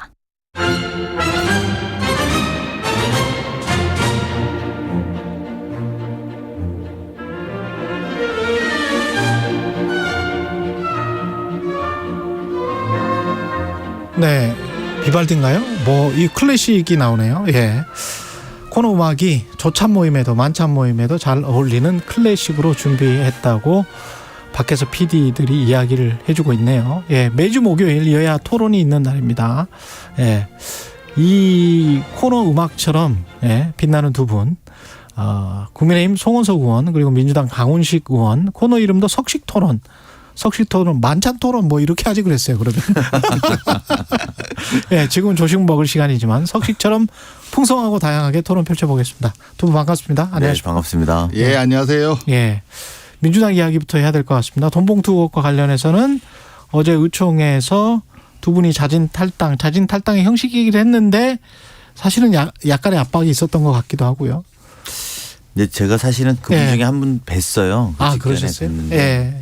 이미 이제 그 해당 의원님들은 탈당은 불가피한 결정이라고 생각하고 계셨어요. 예. 다만 이제 시기의 문제 또 입장의 문제. 왜냐하면 이제 보도 난 것만으로도 또 우리 당이 변해야 된다, 또 문제 제기가 됐다라는 것만으로도 두 분 의원들 다 부담을 많으셨다고 저는 판단이 좀 들고요. 그래서 물론 그 과정에 당 지도부나 주변의 흐름들도 아마 읽고 계셨을 거라고 보고요. 본인들도 항변하고 싶은 마음이 굉장히 많으세요. 근데 이제 지금 이 국면이 본인의 억울함 이런 것들을 가지고 이야기할 때가 아니다라고 판단을 내리신 거라고 보고요. 예. 당에 부담 안 주겠다라는 마음속에서 저는 당연히 할 수밖에 없는 결정을 한 것이다. 이렇게 원래 그런 생각을 가지고 있었다. 탈당의 의미는 어떻게 생각하십니까, 송 의원님? 불가피한 결정이었다는 점에 동의를 합니다. 예.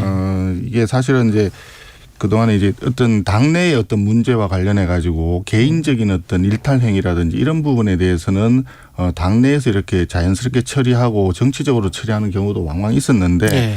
사실상 이 돈봉투라고 하는 부분은 이제 민주주의의 어떤 기본이 사실은 선거이고 투표인데 돈봉투가 거론되는 것은 매표 행위에 가깝거든요. 네. 그렇게 되면 이 부분은 민주주의의 어떤 기본 질서에 대한 어떤 허물어뜨리기 내지는 도전이다.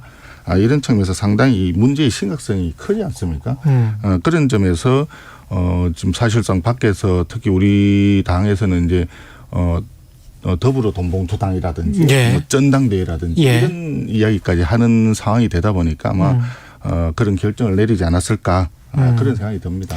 어제 민주당에서는 이제 쇄신 의원총회를 열었는데 한 번에 의원총회 가지고 무슨 일이 어떻게 쇄신이 되고 그럴 것 같지는 않은데요. 어제는 쇄신 의원총회는 아니고요. 그래요? 정확하게는 그냥 의총을 길게 한 거죠. 그냥 의총을 길게 한 거예요. 쇄신 의총은 이제 1박 2일로 아마 계획을 해서 그렇습니까? 또 별도의 이제 그 토론을 또 가지기로 약속을 했고요. 근데 어제 상당히 그래도 비판적인 말들이 나왔다고 하던데. 맞습니다. 그러니까 이제 어제 지금 시기 상황 속에서 지도부가 조금 더 노력해달라는 말씀들이 충분히 좀 많이 나왔고 어제 한 5시간 동안 길게 3시간 정도 길게 토론을 했죠.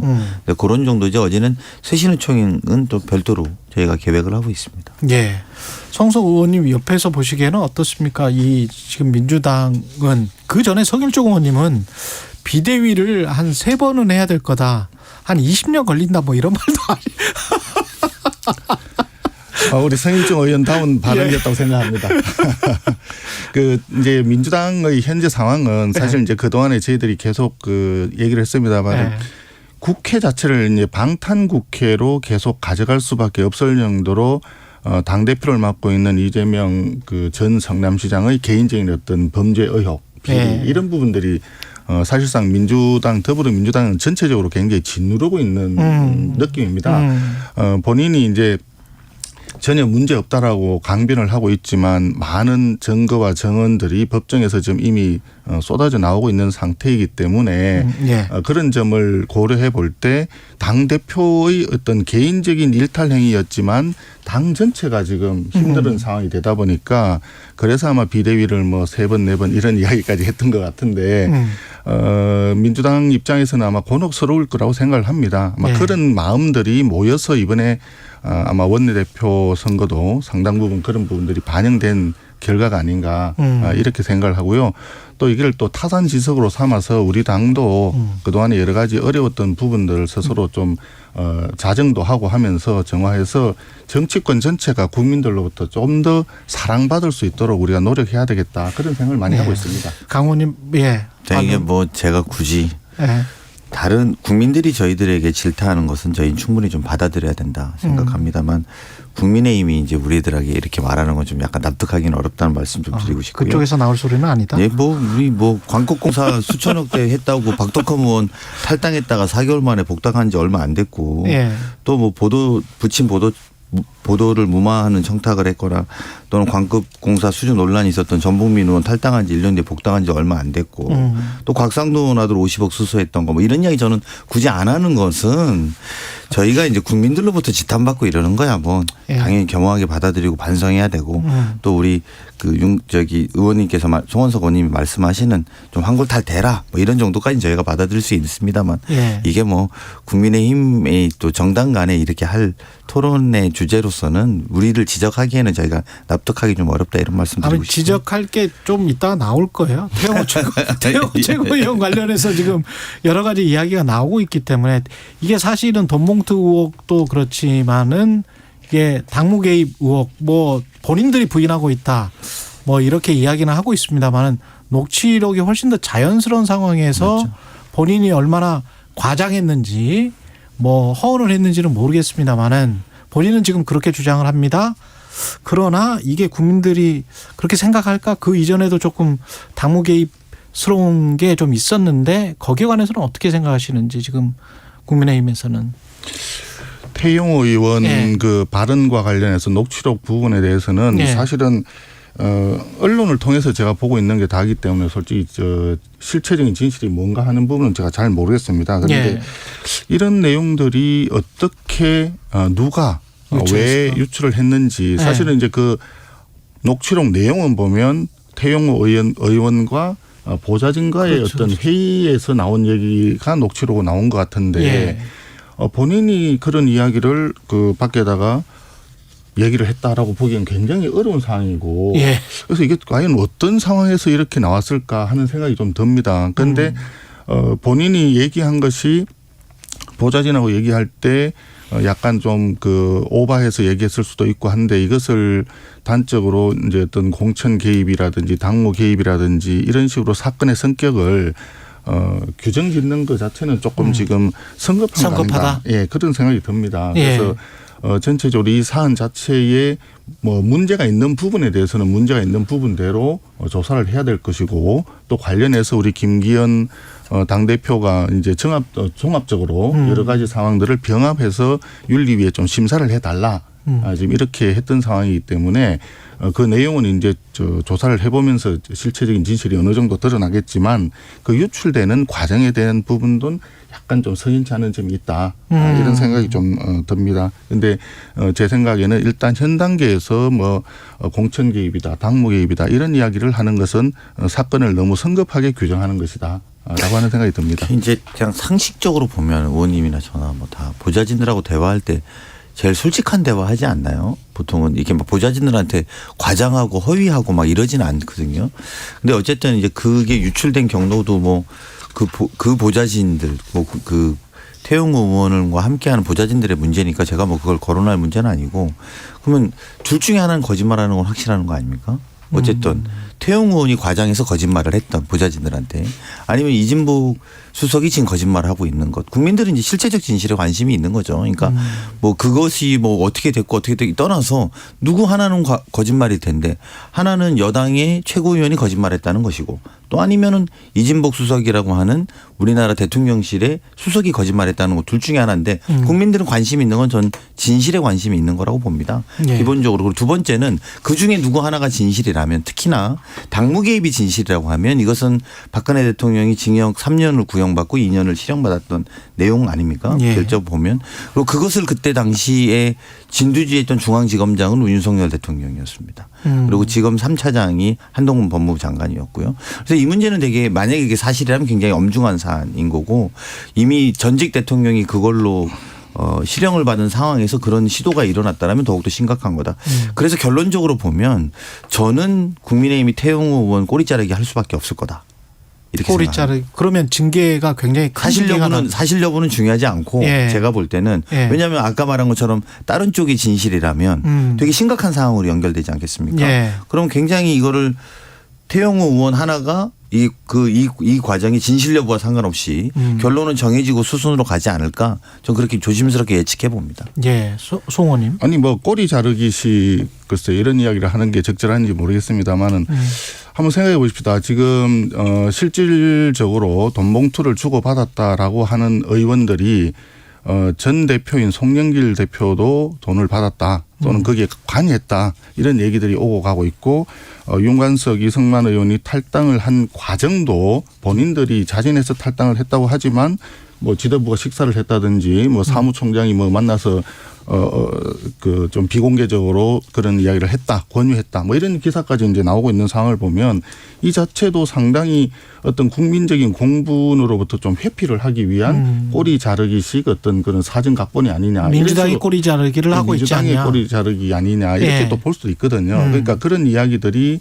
많이 있는 상황이고 사실상 내용 자체의 엄중함을 볼 때 그 돈 봉투 얘기가 자꾸 나오는 그 부분은 굉장히 심각하다고 보여지거든요. 그래서 그런 부분들이 국민들이 더 의구심을 많이 가지지 않겠나 하는 생각이 들고 우리 당내에서는 사실 최고위원 두 분이 지금 윤리위에서 조사를 한다고 지금 돼 있어요. 그러니까 이번에 나타난 녹취록과 관계없이 태용호 의원은 그 전에 했던 발언을 가지고 제주 4.3 사건 관련해서 이미 그 윤리위에서 조사를 하고 있는 그런 상태이기 때문에 거기에 이제 병합해서 조사를 좀 해달라라고 이제 당대표께서 윤리위에다 얘기를 했고 윤리위에서 아마 그걸 이제 받아서 한다 그러면 전체적으로 조사를 할 테니까 아마 꼬리 자르기 아니라 그 전에 이미 있었던 거 가지고 윤리에서 일부 거기에 대한 제대로 조사할 것이다 하지 않을까 이렇게 전망이 되는 거죠. 이제 김재원 의원하고 같이 이제 맞물려 지내는 건데. 예. 아니 우리 태용호 의원 질문했더니 저희 당 이야기를 계속 해주셔가지고 저는 이제 결국은 말씀대로 이전에 있었던 발언 때문에 징계가 될 거라고 우리 송원석 의원이 말씀해 주시니까 그 이전에 있었던 징계도 참 곤욕스러울 것 같아요. 이준석 대표가 본인 입장을 이야기했는데 양두구육 사자성어 썼다고 해서 당원권 정지 1년이었는데 5.18과 제주 4.3에 다 모욕한 상황에 대해서는 더 강하게 징계가 나와야 된다 이렇게 이준석 대표가 이야기했단 말입니다. 근데 이게 딜레마가 뭐냐면 그러면 1년 이상 징계권보다 더 큰 징계를 내리게 될 경우에 당원권 정지. 1년도 지금 공천도 안 되는 거 아니에요? 그렇게 되면? 그러니까 두 분이 공천을 못 받는 상황이 올 거거든요. 그러면 그거보다 그러면 낮은 징계를 할 경우에는 이준석 대표가 또 우스꽝스러운 모습이 되는 거 아닙니까? 그래서 이게 아마 실제는 윤리위원회에다 넘겨놨는데 윤리위원회가 결정하기도 참 곤욕스럽고 잘못하면 이게 분열의 단초까지 갈 수도 있는 것 아니냐 이런 걱정스러운 모습을 보는 것도 있죠. 예, 성우님. 네, 그게 같은 얘기를 자꾸 하는 그 자체가 썩 달가운 일은 아닙니다만. 그러면 대통령 이야기로 그러면 갈까요? 아니 잠깐만요. 그 말씀을 하시니까 조금 더 얘기를 한다 그러면 예를 들어서 지금 그 송영길 전 대표 같은 경우에는 경찰이 지금 피의자 신분으로 전화를 했다고 하지 않습니까? 피의자 신분으로 전화를 했는데 탈당함으로써 그 모든 것이 끝났느냐? 탈당함으로써 그거는 아니겠죠. 그건 아니지 않겠느냐 이거죠. 지금 이제 용관석 의원과 이성만 의원도 마찬가지인데 그게 이제 민주당에서 꼬리 자르기 식으로 일단 탈당을 한다 치더라도 그것으로 끝나지 않을 것이다. 그런 전제하에서 생각한다면 그러면 거기 모 의원은 그래 얘기했죠. 그거 뭐 점심값이나 되느냐 뭐 이런 식으로 돈 정성호 의원도 그랬고 저기 대변인 맡고 있는 그분도 한번 말씀하셨죠. 그래서 그런 전제하에서 생각을 한다 그러면 같은 돈봉투 사건에 대해서 그런 이야기를 한다면 이재명 전 성남시장의 비리에 대해서는 그러면은 탈당을 미리 했어야 되지 않느냐. 또 이런 이야기도 가능할 것 같아요. 그래서 이런 부분들이 정말 큰 사건에 지금 뭐 대장동, 뭐 백현동, 또 성남 FC 불법 후원금에다가 뭐 변호사비 대납에다가 지금 사건들이 좀 많습니까? 그런데 그분은 그런 여러 가지가 있는데도 탈당을 안 하고 계세요. 그거 참 놀라운 일 아닌가 싶어요. 근데 우리가 토론이 주제를 이야기하면 주제에 맞게 주제에 좀 맞게 하자. 토론이 좀 돼야 이게 좀 생산적인 이야기를 할 수 있을 텐데 뭐 어떤 이야기를 해도 이제 우리 당의 돈봉투 이야기를 자꾸 하시니까 제가 태용호 의원 이야기하다가 다시 돈봉투 이야기하고 태용호 의원 돈봉투 하니까 이제 곤욕스럽긴 한데 토론이라는 게 뭐 누가 이기고 지는 문제는 아니잖아요. 근데 저는 앞서 돈봉투 얘기가 너무 적었기 때문에 아니 그러니까 많이 하고 싶은 말씀은 알겠는데 그래도 이제 사실은 저는 좀 여당이 지금 이 문제를 그렇게 치환하는 것 그러니까 뭐 태용호 의원의 문제가 있건 뭐 또 아까 그 김재원 최고위원의 문제에 대해서 돈봉투로 자꾸 치환하시면 안 될 것 같아요. 그러니까 좀 저희도 여당할 때 공공할 때가 좀 있거든요. 여당을 해본 지 뭐 마친 지 1년밖에 안 됐습니다. 공공하지만 좀 이렇게 명쾌하게 아닌 건 아니다. 그리고 더군다나 아까 계속 말씀하십니다만 송영길 대표라든지 우리 당 대표 다 조사받겠다는 거지 않습니까? 그리고 탈당했다 이게 끝이다 이런 관념이 아니라 조사받고 우리 어제도 원내대표가 사과했습니다. 그건 잘하신 것 같아요. 그러니까요. 그런 식으로 저는 태용호 의원 이야기 있지만 김재원 이야기 있지만 누가 사과하고 지금 이야기는 아무도 안 하고 있거든요. 그러니까 좋은 것도 자꾸 서로 좀 경쟁하는 것도 좀 있어야 될 거라고 좀 보고요.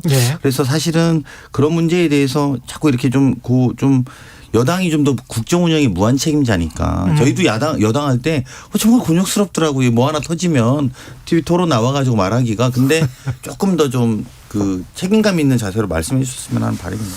그리고 윤석열 대통령이 국민의힘 지도부 만찬을 가졌는데 근데 이번에도 이제 야당 인사는 빠졌고요. 지금 거의 1년이 다 가는데 정권 초에 잠깐 제안을 했었다가 어떻게 좀 안 됐다 그런 이야기도 나오고 그랬었습니다만은 이 대표를 만나는 거는 이재명 대표를 만나는 거는 굉장히 좀 꺼려하는 듯한 분위기는 감지되는데 어떻게 보세요?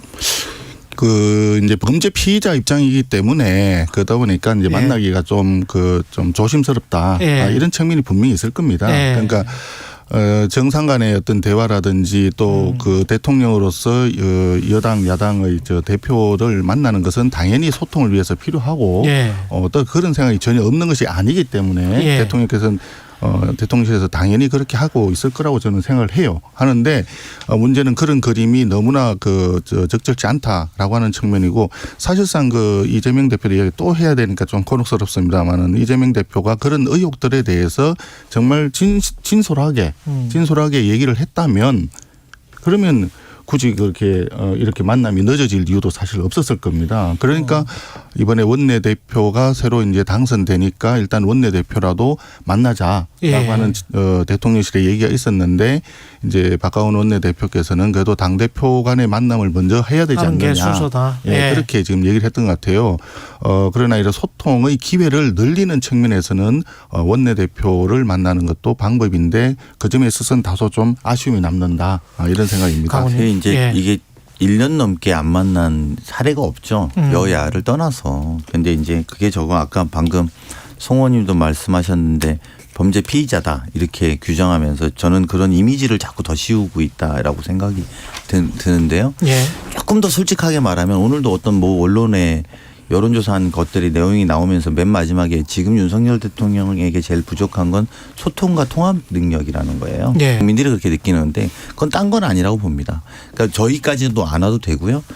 여당 내부에서 이준석 대표는 어쨌든 찍어냈고 그다음에 유승민 그다음에 그 나경원 대표는 사실상 출마를 못하게 당대표를 만들었고 안철수는 밀고 그래서 사실 이제 김기현 대표 체제가 들어왔는데요. 이게 우리도 이제 밖에 사회생활하다 보면 끼리끼리 노는 친구들하고 별로 친하고 지내고 싶지는 않잖아요. 네. 모두랑 친한 사람하고도 제가 좀 친하고 싶잖아요. 윤석열 대표 좀 끼리끼리 너무 노시는 거 아니냐. 그러니까 윤석열 대통령. 죄송합니다. 윤석열 대통령이께서 너무 끼리끼리 노는 것 아니에요. 좀 넓게 만났으면 좋겠다라는 생각이고요. 그런 넓게 만나는 과정에 당연히 야당 대표도 있어야 되는 것이고 그게 이제 무슨 이미지가 어떻고 사실 무죄 추정의 원칙 뭐 이런 것까지 거론하지 않아도 사실은 그 야당 대표랑 대화라는 건 너무 자연스러운 문제인데 그거를 패싱하고 원내대표랑 만나자 이러면 원내대표 입장에서도 굳이 만나야 될 이유가 별로 없는 거죠. 그리고 오히려 좀 나가서 대통령께서 국정 운영을 좀 넓게 하셨으면 좋겠어요. 그리고 뭐 근데 그게 좀 잘 될까는 잘 모르겠어요. 자당 내부에서도 이렇게 갈라서 보시는 편이라서 우리도 좀 만나자고 하면 좀 모두를 다 만나주시는 분이면 우리도 만날 텐데 거기 안에서도 이미 갈라서 보시거든요. 그래서 그런 거는 저희들에게 할 이야기는 아닌 것 같고 민주당 의원들도 어떤 의원도 아마 만나자고 하면 대통령께서 지금 만나자고 하면 흔쾌히 가서 뵙고 싶습니다 하지는 않을 것 같아요. 국민의힘 내부도 갈라서 본다 대통령이 이거는 어떻게 생각하세요? 글쎄 외부적으로 그렇게 비치는 측면이 있는지 모르겠지만 갈라서 본다는 이야기는 그러니까 친윤 뭐 비윤 뭐 이런 이야기. 근데 외부에서 붙인 이야기라고 생각을 합니다. 처음에 그 대선 할 때도 그랬고 끝나고 난 뒤에도 우리 당 의원들은 지금 현재 115명이 전부 다 친윤이다. 이렇게 얘기를 우리가 하지 않았습니까? 여기에 뭐 친윤이 따로 있고 뭐 반윤이 따로 있는 그런 상태는 아니라고 저는 생각을 하고요. 누구나 지금 현재 우리 당 의원들은 그동안에 사실 문재인 정부 5년 동안에 뭐 정치, 경제, 뭐 또 외교, 안보, 국방 전부 굉장히 그 나라의 국격 자체가 떨어지는 상황이 있었기 때문에 윤석열 대통령 만드는데 모두가 다 올인을 했었고 그렇기 때문에 윤석열 정부가 좀 제대로 성공할 수 있도록 힘을 모아야 된다. 이런 점에서는 모두가 동일한 마음이다. 그런 측면에서 모두가 다 친윤이다. 이렇게 생각을 해요. 근데 지금 뭐 말씀하시다시피 전당대회 과정에서 뭐 이분 저분 뭐 이런 얘기를 지금 거론을 해 주셨는데 뭐 전체적으로 당내에서 의견들이 지금 상황에서는 이분이 하시면 좀 곤란하지 않느냐. 또 이분이 더 낫겠다. 뭐 그런 의견들이 모아졌기 때문에 그런 방향으로 가지 않았을까 저는 그렇게 생각을 합니다. 그래서 지금 현 상황에서 우리 당내의 여러 그 분들에 대한 어떤 그 소위 당권 주자에 상당하는 분들 그런 분들을 가지고 이렇게 저렇게 얘기하는 것은 밖에서 그냥 할 수 있는 얘기에 불과하지 않겠나 저는 그렇게 생각을 해요. 저는 이제 대통령께서 이게 원래 검사 출신이셔서 전 이런 문제가 있다라고 생각도 좀 들어요. 무슨 말이냐면 검사라는 게 법을 엄중하게 집행해야 되고 사적으로 만나면 안 되고 이제 뭐 이런 것들이 있지 않습니까? 특히 이제 범죄와 관련되면 더욱더 그렇죠. 근데 지금 우리가 사법부의 역할이죠. 그게 일종의 준사법기관이긴 하지만 그 검사의 역할은 그렇게 볼 수 있지만 정치인 대통령을 우리가 뽑은 거 아닙니까? 국민의 대표 대통령은 좀 더 넓은 소통과 넓은 대화 그리고 그걸 인해서 통합하는 힘을 가져야 국력 자체가 커지는 것들이 되게 크지 않겠습니까? 근데 제가 보면 통치행위를 사법적으로 하는 느낌을 좀 많이 받는 거죠. 그래서 통치행위는 정치적인 행위거든요, 사실은. 그래서 본인하고 생각이 달라도 가서 이해하려고 경청하고 본인하고 처지가 달라도 가서 만나려고 노력해야 되는 건데 사법은 그렇지 않죠. 특히 검사는 더 그렇지 않죠. 본인하고 처지가 다르는 건 법적으로 잘못됐다고 생각할 가능성이 높은 거죠. 그러다 보니까 이제 그렇던 연장선상에서 현재 대통령으로서 활동을 하고 계신 건 아닌가라는 걱정이 좀 많이 앞서고요. 대통령은 어쨌든 국민의 통합을 상징하고 더군다나 우리 지난번에 저희가 그 우리 정부 때 야당이 가장 많이 비판했던 건 편가르지 말아였어요. 그렇지 않습니까? 그래서 우리가 5년 내내 편갈랐다고 혼이 났는데 야당한테. 지금도 편가르는 모습이 아니라면 다 만나실 필요가 있겠다. 야당 대표, 야당 원내대표 다 만나서 적극적으로 좀 안고 의견도 좀 듣고 이런 건 정말 좀 필요하다 이런 생각이 다시 한번 말씀드리거니와 이것은 원내대표든 당대표든 누구든지 다 만날 용의가 있고요. 소통에 관한 한 제가 볼 때는 윤석열 대통령의 소통력이라고 할까요? 소통에 대한 어떤 그런 의지라든지 굉장히 놀랍다고 생각을 합니다. 사실상 이제 그 용산 그 대통령실에서 도어 스태핑이라고 하는 이런 부분들은 사실은 상상을 불허하는 내용이었어요. 그것도 매일 아침마다 도어 스태핑으로 해서 했고 그런 부분들이 윤석열 대통령의 어떤 소통의 스타일을 보여주는 것 같습니다. 그러니까 날 것 그대로 있는 그대로 보여주는 어떤 허례 허식이나 그런 형식에 구애받지 않고 있는 그대로 보여주는 그런 소통력인데 그런 부분들이 도어 스태핑에서 잘 나타났고 그 하나의 사례가 이번에 미국 방미했을 때도 사실 양원 합동 의회 연설에서 영어로 하는 연설이 그렇게 매끄럽게 잘 된 경우를 사실 찾아보기가 어렵거든요, 사례를. 그런 사례에다가 또 그다음에는 또 만찬 바이든 갔을 때는 노래까지 불렀잖아요. 아메리칸 파이라는 노래 혹시 아시는지 모르겠는데 굉장히 가사도 길고 내용이 아주 그냥 철학적인 시적인 그런 내용 아니겠습니까? 그런 것을 저 같으면 사실 부르기도 힘들었을 텐데 예. 그런 노래를 불렀단 말이에요. 그런 게 자체가 윤석열 대통령의 어떤 소통의 어떤 스타일을 보여주는 것이다. 이렇게 생각하는데 그런 점에서 지금 말씀하신 이재명 대표 같은 경우에는 본인이 사실 아까 우리 검사 출신이라서 그렇다라든지 무죄 추정의 원칙까지 얘기하셨는데 무죄 추정의 원칙을 얘기한다 그러면 사실은 이런 이야기죠. 범죄 혐의자가 기소가 되고 1심에서 판결이 나서 유죄가 확정이 되더라도 대법원까지 갈 때까지는 이게 무죄 추정으로 가야 되거든요.